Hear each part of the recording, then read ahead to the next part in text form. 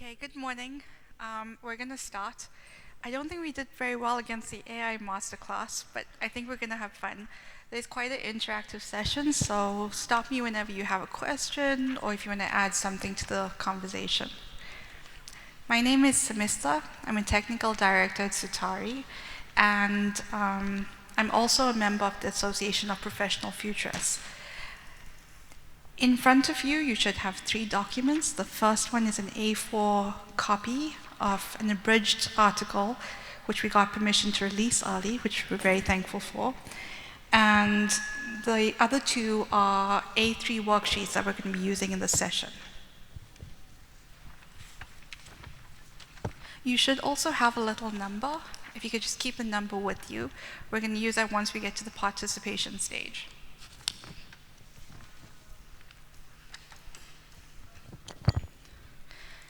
So historically, infrastructure has always been about the tallest building, the bridge with the longest abutments, or the freeway with the most amount of lanes.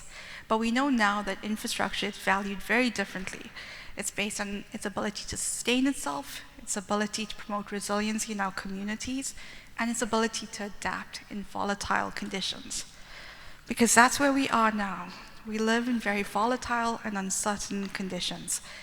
Think about the pandemic, climate change, the global conflict. We're not living through easy times, and I think this is where a turning point in my career came. I've worked in the industry for about 16 years now, and every time we commission a plant or a pump station or a network system, by the time we get to completion, that piece of infrastructure is already partly irrelevant. Times have progressed.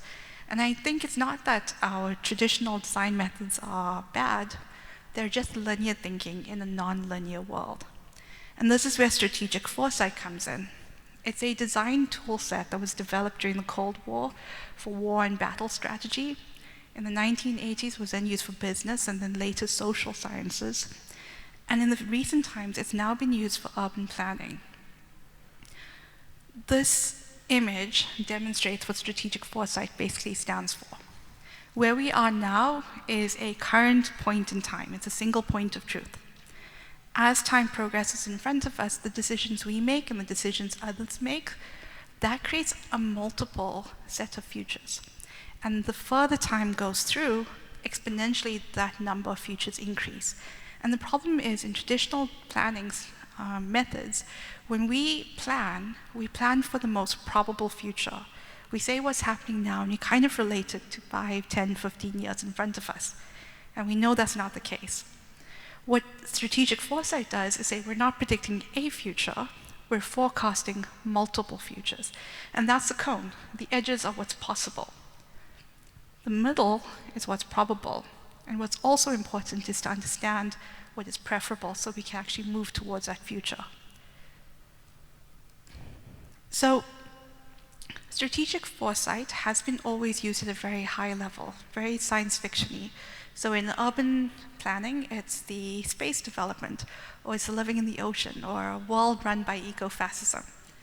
What the PRISM framework does is it relates it to design that we can use now. So it takes qualitative thinking, and it puts it into quantitative traditional design. And there are 6 segments. These segments are explored in the article going forward, and you can look at that later. But right now, just in summary, the 6 segments are defining the project, learning from past experiences, questioning the present, and then we move to the future, exploring future drivers, conducting scenario planning, and engaging with stakeholders through speculative futures, so futures that we can feel. And inside the article, on the last page, there is a table. And in that table, it routes all the strategic foresight tools to these 6 segments and to what deliverables you can use in your planning or design. But today, we're going to practice 2 of them so you can get a feel for the potential of these tool sets. If you want to go further, you can look at those tool sets, and all of them are easily you can Google it, and you can find these frameworks pretty much available for free to implement. So the first one we're going to look at is a STEEP framework. In front of you, you will see a landscape worksheet. And the STEEP framework is one of my most used brainstorming tools. So it comes from segment 4, exploring the what-ifs or drivers. Drivers, in other words, for the scientific and engineering people in this room, those are variables. It's variables that affect a certain topic. And so when we do this exercise, we generally have posters in a room. We'll have a whole group of, we'll have like maybe 6 or 7 groups, and we have them brainstorm this together. And the idea is that the focal question comes up, and then we look at the different variables or drivers affecting that topic. So it's social, it's technological, it's economic, it's environmental, and it's political. So the focal question that we're using today is how might the adoption of smart water networks, IoT sensors, and AI-driven analytics change water operations by 2035? When you set these questions up, what's very important is to put a time frame so people can have some sort of context to work in.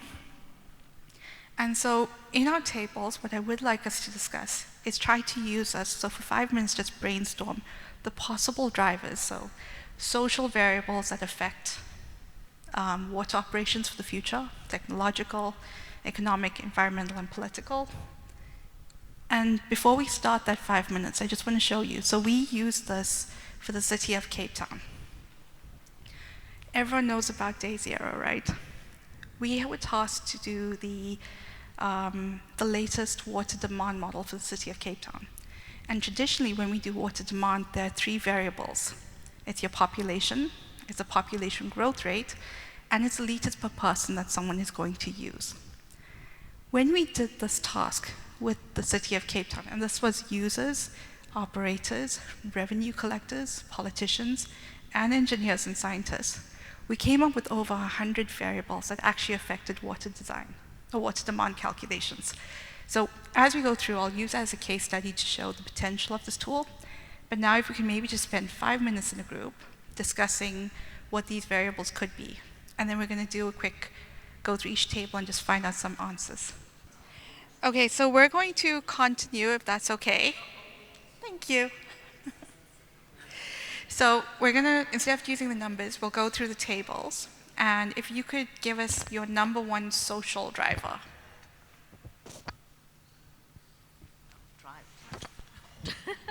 Okay, the mic got handed to me. So for us, from what we discussed, and of course, it was broken down where you focus very often on it says the bad, the ugly, which most of the time is negative, but those negatives lead to a positive. So socially, it's usually the change to it's resistance to change, in social behavior.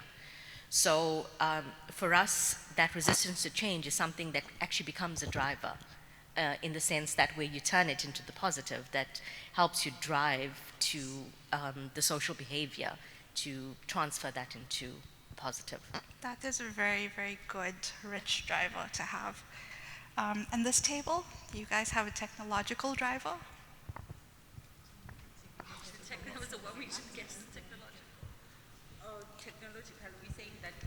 With the technology, I think it's going to give quicker results in terms of you getting data quickly, so we are able to make a decision. So you are going to make more informed decision-making decisions in whatever solutions that you need to improve.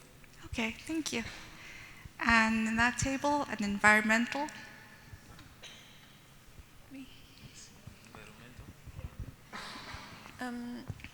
The environmental would be, with the introduction of these technological advances, there is possible e-waste, electronic waste, that may impact the surrounding environment.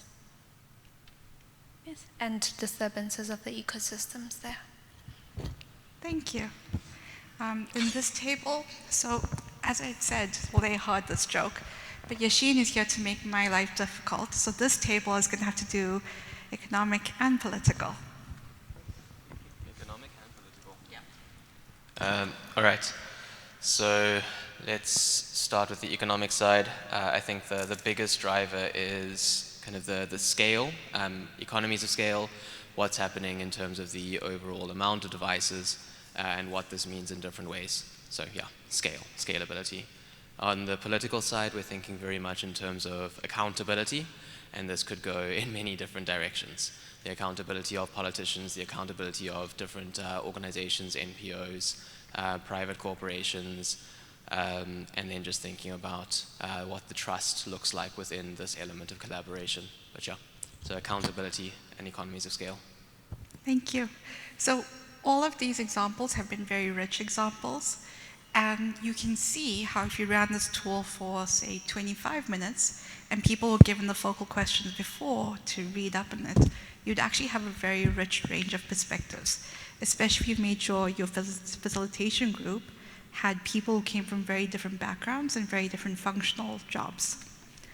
Now that we have drivers, what do? We do future mapping. So drivers are variables, and as I've discussed with the tables, drivers have polarities. On one hand, it can be good. On the other hand, it can be bad. And what happens with consequences is it's where the drivers take us. So as you said with trust, if you have trust, you can drive good behavior and operations become easier. If you don't have trust, you will have resistance to change, and your system will fail. We also have the thing where consequences have different degrees, so you can actually combine drivers. So let's take trust, and let's take blockchain, right, on the technology side. Blockchain can help with trust, but at the same time, a technological driver like cybersecurity can deplete trust if there's a breach and people's information are taken. So the next exercise is a portrait worksheet. Inside would be your focal question, so it's the same topic that we're dealing with now. And we're just going to have 5 minutes as a team to list some of our strong drivers and then discuss how those drivers can actually manifest itself. And if we combine some of those drivers, how does that? So basically create a mind map with your drivers and the consequences from them. Any questions? Okay, let's try this for 5 minutes. Okay, we're gonna start. Maybe that table at the back, I saw you guys had a mic. Do you want to give us your most interesting consequence arc? Yeah, there you get it. Sound. Two. Sound one. Okay. So what was the question? Go ahead. The most interesting. Yes. So the fun ones. The most interesting for our section was regarding, it was actually two in terms of accurate building and reading, and also system integration and data-driven management decisions.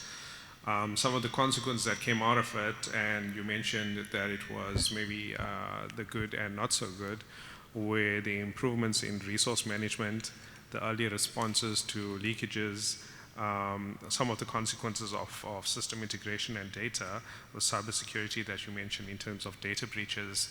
The POPIA Act comes into play, as well as real-time manipulation of the data that's actually coming through.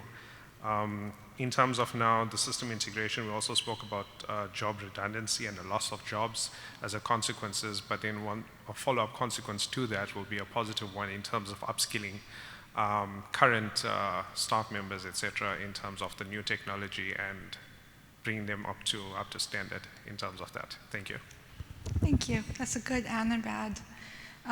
Remember, with Foresight, we want risks and opportunities. We identify risks so we can mitigate against them.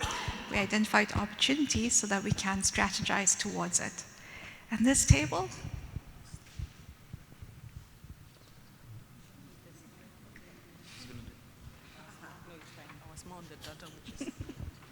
Okay, one of them was on the data, similar to what our counterpart said, but here is not the inaccuracy, but rather the lack of billing altogether. So that creates non-willingness to pay. Yeah. So the moment we're able to produce bills and deliver those, we may see an improvement in revenue with an improved willingness to pay. Thank you. That's a good one. Revenue collection is very, very important. And this table? Yeah, I think we also touched on the kind of high data availability topic to say, hey, you know, this can go in many different directions. From a positive point of view, right, it's a massive enabler in terms of operational efficiency, in terms of building also social trust, and we connected it back to kind of social trust as another driver, giving people enough data to allow them to pay for water, to invest, etc. But potentially on the negative side of data availability, massive amounts of either bad data or data that reinforces a negative view can also be quite destructive, right? And this is where you know, it's a little bit tricky to be completely transparent, especially when the information is bad, unless you've got a really solid plan to show how it's going to be turned around. So it also creates expectations. So yeah, we had an interesting discussion in that direction. That's a very good point. So in the PRISM framework, the last step is engaging with stakeholders through speculative futures. And we're not going to really cover that here, but the importance of that is that one way we can actually get people to join us on a journey is to make them empathize. So speculative futures, and you can read more about the tools there, but it's very much about getting people to imagine and empathize with personas in those futures to help get their buy-in in the trajectory we need to take them. And then the last table.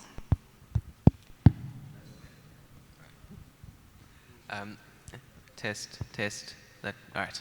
So something that we found quite interesting with this is we had about 3 instances where the chain of conversation went and then we looped back through to another driver. So we found it interesting like how they interconnected. So one of the examples, the first one we were discussing, was the idea of scalability. So what happens when you scale, you have more of the thing becomes cheaper. So you have economies of scale coming through. What this means is you can either have additional barriers to entry or the market can open up. So you either have it going in the direction of a monopoly, or you can have it becoming kind of multi-collaborative or multi-stakeholder, multi-competitor. And then if you've got this situation, you can actually potentially get the data becoming a bit more siloed, and you have too many players in the market. So this then creates the potential for too many new devices, a lot of new information around, and just figuring out how to utilize this information can become a bit noisy, and also potentially on the hardware side create additional e-waste. With e-waste, there's the consideration of this could actually become an entire new market. Obviously the e-waste itself is a problem, but then there's this new opportunity for a market to be created up. And if there's going to be a new market, this is actually one of our other focal drivers in and around e-waste, governance, etc. That is a massive arc, and I think you covered the full steep range. Well done. So we don't have a lot of time left, so I'm just going to run through how this can be interpreted going forward. This is what we did for the city of Cape Town, and you can see one of the things we facilitate is that we like using post-its, because the same drivers you can write in post-it, you can then take and start mapping it. It makes your life very easy if you're going to run it with a larger workshop. The next thing to do is, when we did this with City of Cape Town, we went from 100 variables to 64 consequences. Now, there's no possible way I can model 64 consequences. So how do I decide what is actually important? And this is where having those post-its really help. Significance is a function of impact and probability. And so we use a quad matrix chart to line up all your post-its in terms of impact, and then we start moving them up and down in terms of probability. And what then happens is that you can see in our top right corner, we have what is significant. We have what we need to look at, what we need to cater for, good and bad. In the bottom left corner is all the things we need to know about, but for now, we don't really have to do anything about it. So you can see how we shortlist and further took the consequences, and we group them using the 4 futures archetypes. So there's a future where things thrive and it grows. There's a future where things collapse. There's a future where things are constrained. So that's generally where we are now, if things are maintained. And then there's a transformation. It's a maverick or the wild card, the things that we didn't see coming. So when we had 64 consequences, we now could group them into 4 future scenarios that we modeled. With the city of Cape Town, we had 4 models, and you can see the bottom left corner. Instead of water demand being a single line, it now became an envelope. So the city can track where they are based on how the context is looking. Is it a growth scenario or collapse? And the little dashed lines is the curtailment potential, which means that they can now see in each of these scenarios, how much can I restrict if needed to be? And the beauty of this is that you can see in the growth scenario, we have a strong curtailment potential. In a collapse scenario, not so much. But it allows for better planning and better risk mitigation.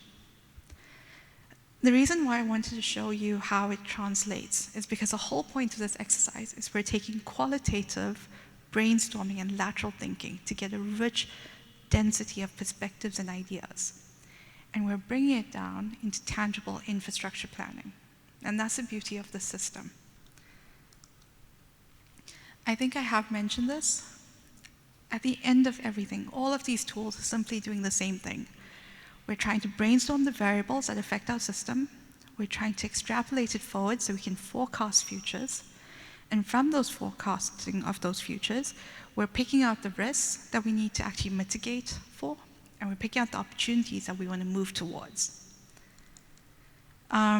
This here is in your article. If you have any questions, please feel free to reach out to me. This is one of my pet obsessions for now, and I'm happy to share whatever knowledge or articles I have at my disposal. Thank you, guys. Oh, wait. Are there any questions? I think we still have time. We have 2 minutes. Maybe, are there any comments? Go ahead. Just a consideration of how would you go about weighting all of these different things? So you've identified like what's a high impact, high probability. Maybe the question comes through before that point, or maybe it comes through after that point.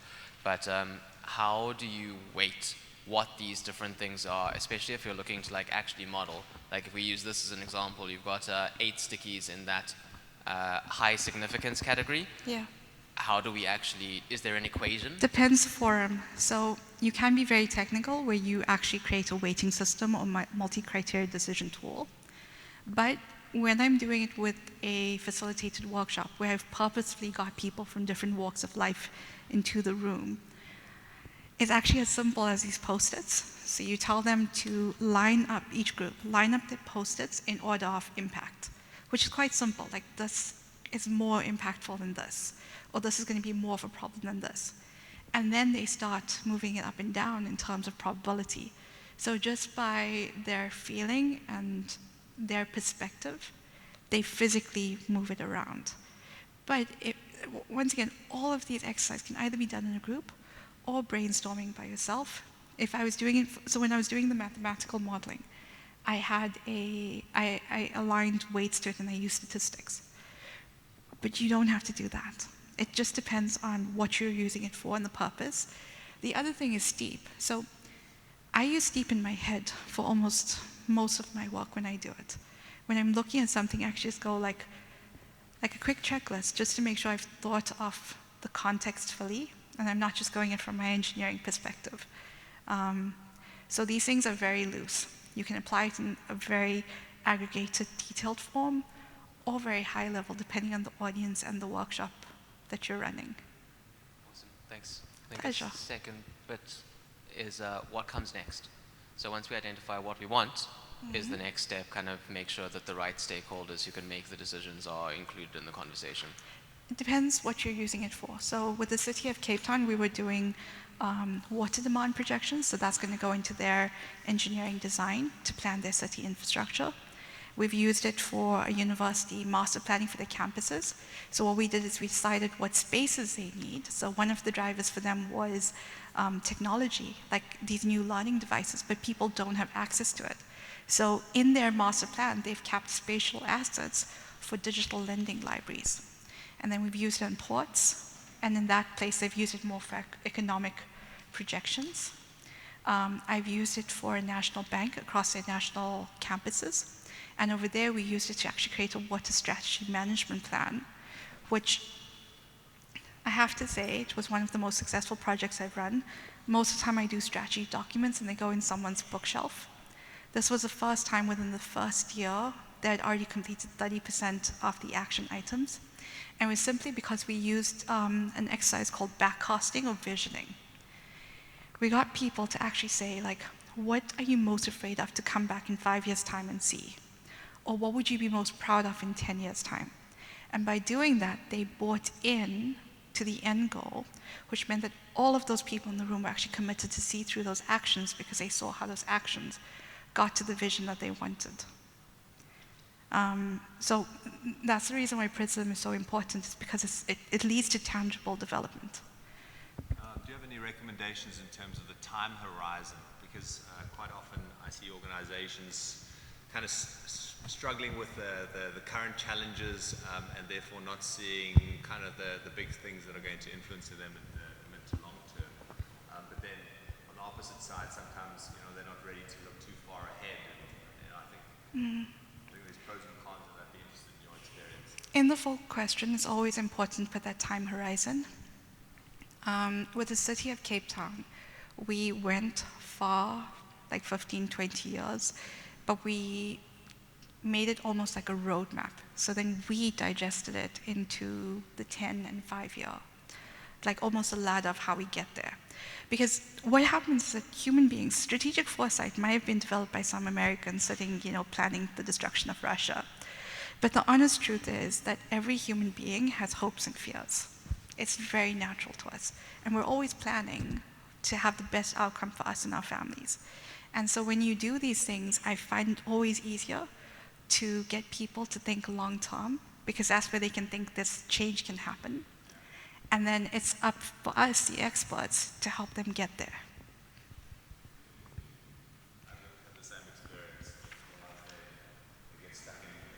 The nitty-gritty, yeah. They don't explore, and we want people to think big. Any other questions?